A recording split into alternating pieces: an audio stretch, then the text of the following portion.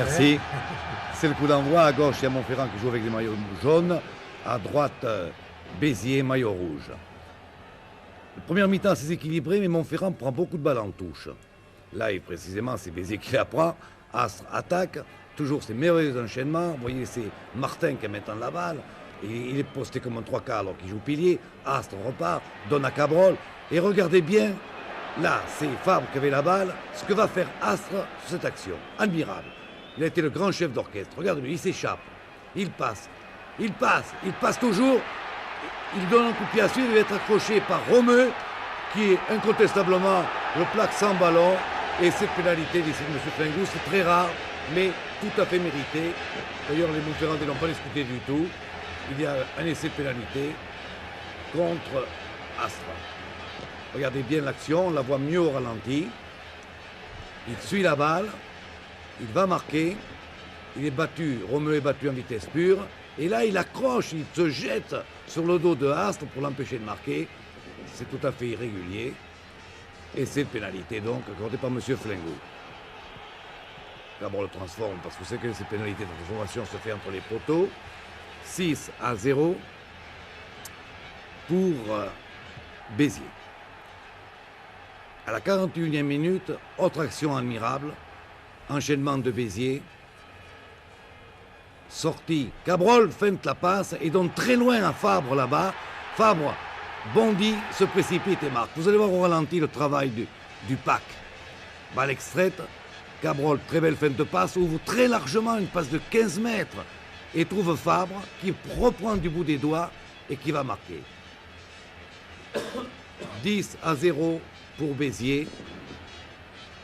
Et ça va être la mi-temps. On ne donne pas cher des chances de Montferrand à ce moment-là. 10-0, c'est lourd. Et pourtant, Montferrand va quelque peu dominer. Ils enchaînent bien, ils enchaînent mieux. Sur cette action, c'est droite court, bien placé, qui va placer un drop, un très joli drop, vous voyez le loin. Et Montferrand remonte 10-3. Et à la 49e de la partie, au cours de la deuxième mi-temps, c'est Cabrol qui va réussir une pénalité. Vous allez voir sur quelle action, c'est sur hors-jeu sur Astre. On le voit très bien d'ailleurs.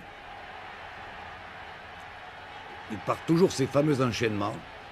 Rugby en mouvement, balle jamais enterrée. Sort vous voyez, il y avait un hors-jeu là de Montferrand sur Astre, que l'arbitre bien placé siffle. Et Cabrol, à 15 mètres face au poteau, vous pensez bien qu'il ne va pas louper ça. Et ça va faire à ce moment-là 13-3. Voilà, du gauche. 13-3 donc pour Béziers. Toujours le soleil, toujours la foule, toujours ce jeu aéré, vif, admirable. Et là, Montferrand va faire une action très belle. Molena, qui est un centre merveilleux, va marquer un essai. Regardez, Lafarge ouvre. Romeu. Et Romeu ouvre sur Molena et Molena prend Séguier de vitesse. Regardez cet essai, s'il est beau. Et Montferrand, à ce moment-là, comme l'essai est transformé par Romeu, remonte à 13-9 et rien n'est joué, vous voyez, rien n'est joué. 13-9, le suspense reste entier et c'est là que Béziers va frapper 3 fois et de quelle façon. Là, vraiment, il faut tirer son chapeau à Béziers, après l'avoir tiré ici à Molena et à Montferrand, qui marque un bel essai. Mais Béziers était vraiment superbe, imbattable. C'était peut-être le plus beau club du monde ce jour-là, c'est-à-dire cet après-midi, au Parc des Princes. Regardez ce que va faire Séguier, reprend la balle de volée et va marquer un essai qu'on admirera davantage au ralenti, malgré un retour formidable de Molena, encore une fois. Regardez, Astre, toujours au départ, petit coup de pied. Petit coup de pied qui tombe juste où Séguier se trouve. Séguier reprend la balle, trompe Romeu, Molena revient.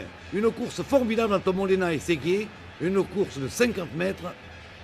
Il n'en peut plus, Séguier, mais il arrivera quand même à aplatir la ligne blanche, malgré le retour de Molena. Essai de Séguier donc, que Cantoni, tout à fait en coin, sa spécialité, va transformer. Et oui, il y a des jours comme ça où tout est merveilleux. 19 pour Béziers. Et là, ça va continuer. Là, Montferrand, cet essai lui a porté un coup de poignard. Et regardez ce départ de Astre. Tout va partir de là, car ça part de là, de presque la ligne de but. Regardez le travail de Astre, c'est fabuleux. Il donne à Martin, Martin donne à Palmier donne à Sénal qui a fait une grosse partie, Sénal. Tous sont là-bas, tous les avants touchent la balle. C'est Martin maintenant. Martin donne à Fabre. Fabre continue toujours. Et c'est Paco le dernier servi qui marque. Fantastique.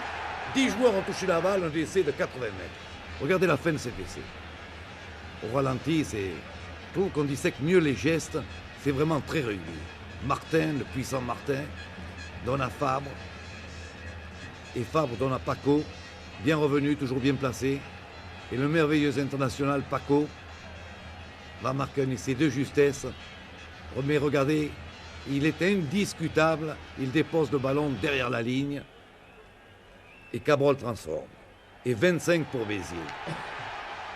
Le public est fou de joie, surtout celui de Béziers, bien entendu, parce que les supporters de Montferrand, ils aiment leur équipe. Ils auraient voulu qu'ils fassent encore des choses, mais non, il n'y avait rien à faire face à Béziers. Les 10 dernières minutes de Béziers ont été vraiment splendides. Il va y avoir encore un dernier essai, marqué par Martin, qui aplatit. Cabrol transformera 31-9 pour Béziers. C'est la joie de Cantoni. Et même fatigué, Richard Astre va répondre avec calme